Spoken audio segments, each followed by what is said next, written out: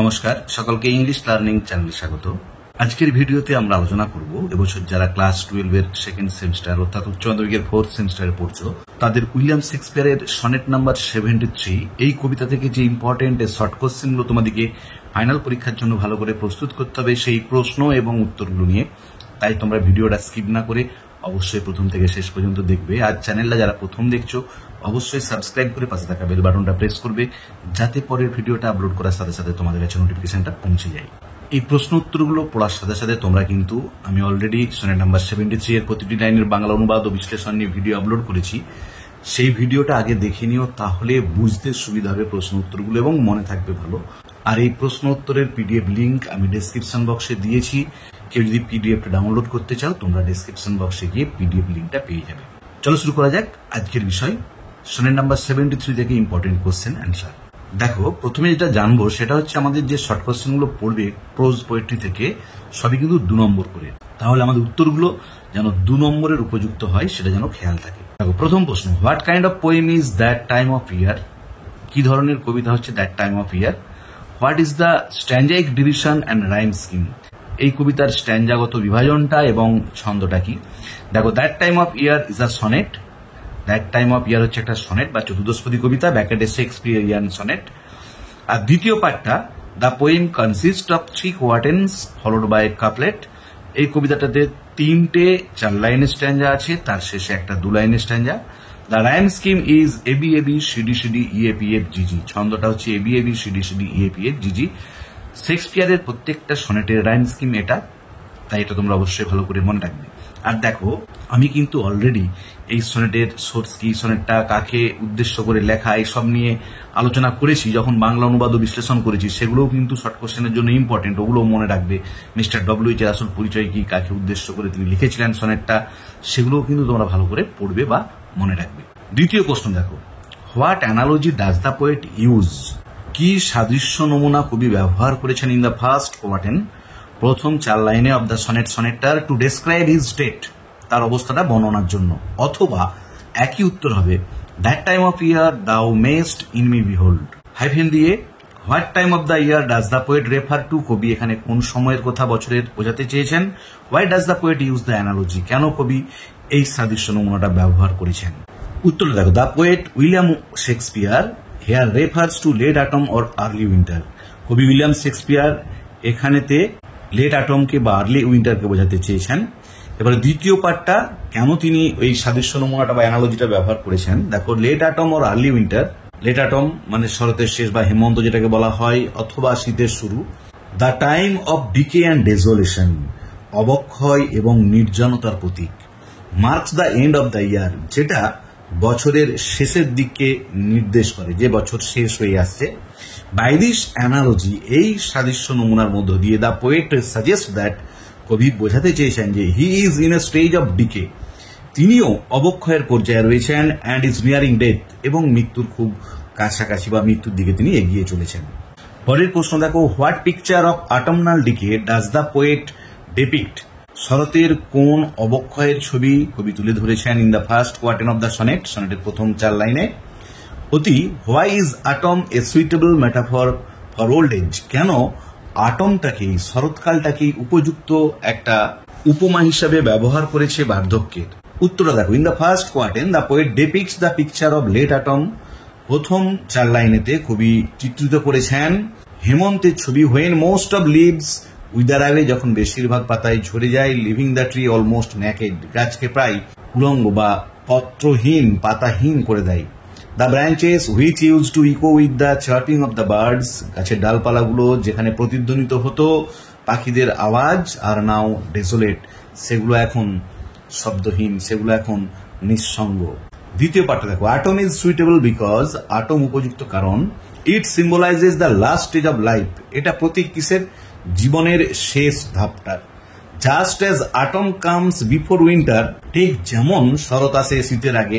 That marks the year's approaching end, যেটা চিহ্নিত করে বছরটাও শেষ হতে চলেছে। আমরা জানি জানুয়ারি মাস শীতকালে দিয়ে বছর শুরু হয়, তাহলে যেমন শরৎকাল আসে শীতের আগে, সেই যেই শীতে বছর শেষ হয়, নতুন বছর শুরু হয়, সেই জন্য কবি আটমটাকে ব্যবহার করেছেন বার্ধক্য বোঝানোর জন্য।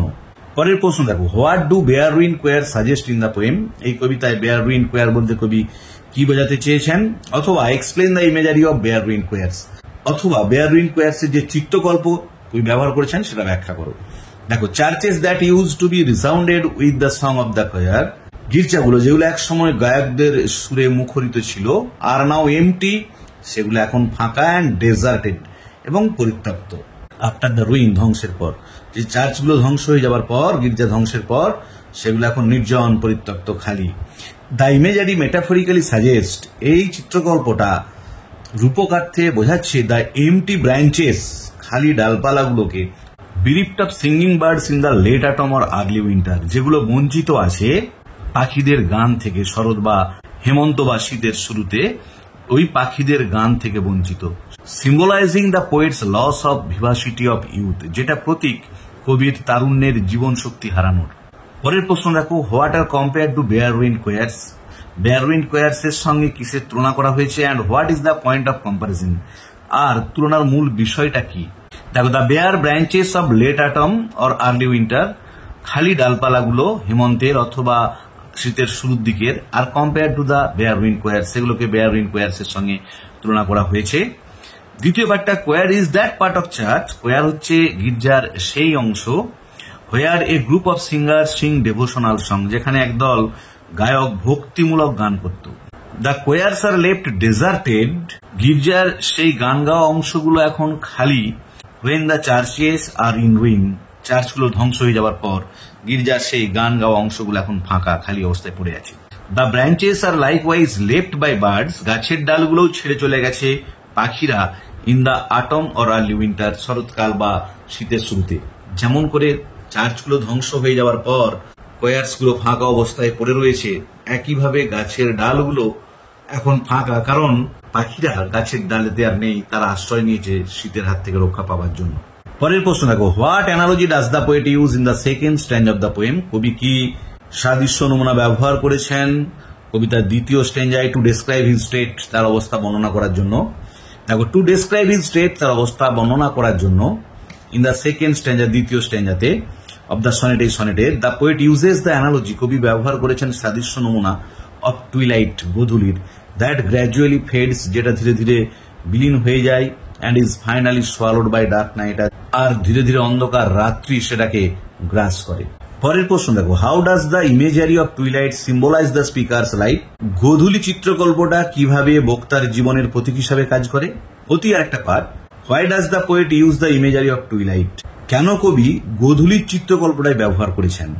দেখো, প্রথম পার্টটার উত্তর দেখো, twilight symbolises the speaker's old age, গোধূলি প্রতীক হচ্ছে বক্তার বার্ধক্যের, a fading phase of life, যেটি জীবনের শেষের একটি পর্যায়, soon to be engulfed by darkness of death, শীঘ্রই মৃত্যুর অন্ধকার যাকে গ্রাস করবে। এবারে দ্বিতীয় পার্টটা, কেন কবি এই চিত্রকল্পটি ব্যবহার করেছেন, গোধূলি চিত্রকল্পটি ব্যবহার করেছেন? দেখো, at twilight the sun is beyond the horizon, গোধূলির সময় সূর্য দিগন্ত অতিক্রম করে যায়। There is a faint afterglow, একটা হালকা ম্লান আভা দেখা যায়, which is taken away by dark night, যে আভাটাকে ধীরে ধীরে অন্ধকার রাত্রি গ্রাস করে। ইট সাজেস্ট দ্যাট, এটা বুঝাচ্ছে, ইঙ্গিত করছে, the state of the poet's physical and mental declination, কবির শারীরিক এবং মানসিক অবক্ষয়কে, will be followed by his death, যা মৃত্যুকে নির্দেশ করছে, কিছুদিন পরেই তিনি আস্তে আস্তে মৃত্যুর কোলে ঢলে পড়বেন। পরের প্রশ্ন দেখো, what metaphor does the poet use? কি রূপক কবি ব্যবহার করেছেন ইন দ্য থার্ড কোয়াট্রেন, তৃতীয় স্তবকে, অব দ্য পোয়েম, এই কবিতার? হোয়াট ডাজ ইট সাজেস্ট, সেটা কি বোঝায়?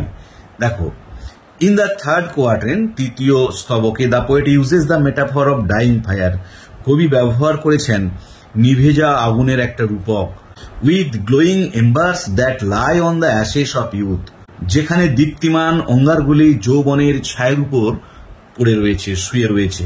এবার দ্বিতীয় পার্টটা, এটা কি বোঝাচ্ছে? দেখো, ইট ইমপ্লাইজ দ্যাট, এটা বোঝাচ্ছে যে the vigour of his youth is gone, তার তারুণ্যের উদ্দীপনা চলে গেছে, and what remains is nothing but ashes and sparks, আর যেটা অবশিষ্ট রয়েছে শুধু তার ছাই বা স্ফুলিঙ্গ ছাড়া কিছু নয়।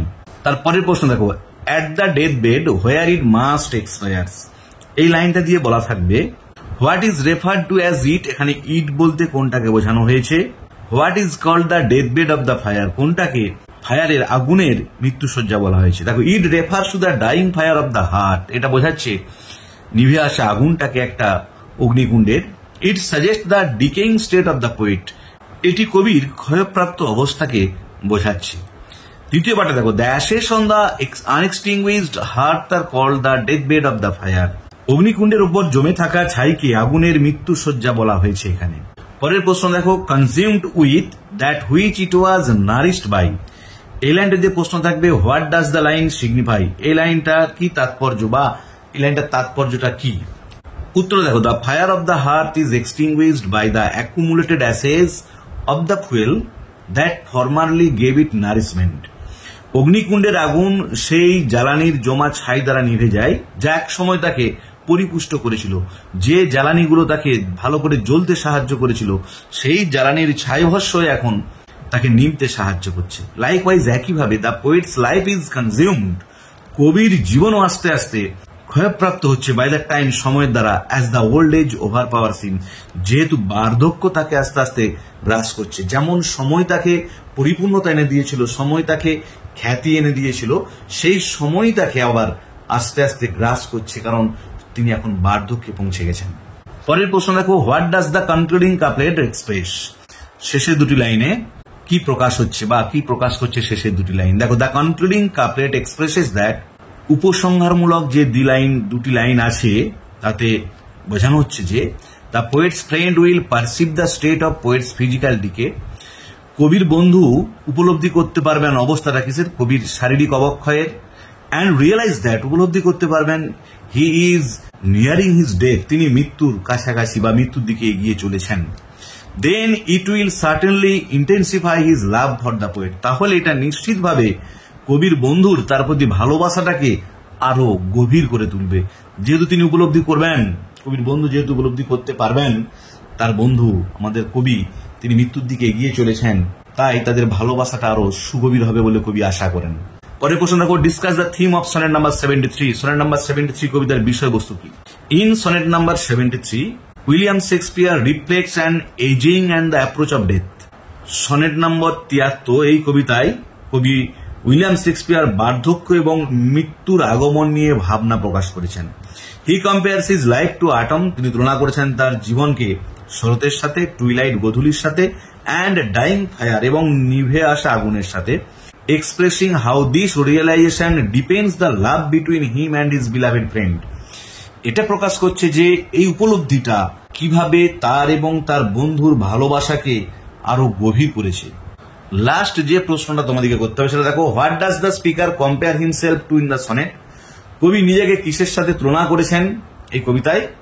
What significance does it hold, এটি কি তাৎপর্য বহন করে। দেখো the speaker compare himself to atom, কবি নিজেকে তুলনা করেছেন শরতের সাথে, টুইলাইট গধূলির সাথে, অ্যান্ড ডাইং ফায়ার এবং একটা নিভে আসা আগুনের সাথে।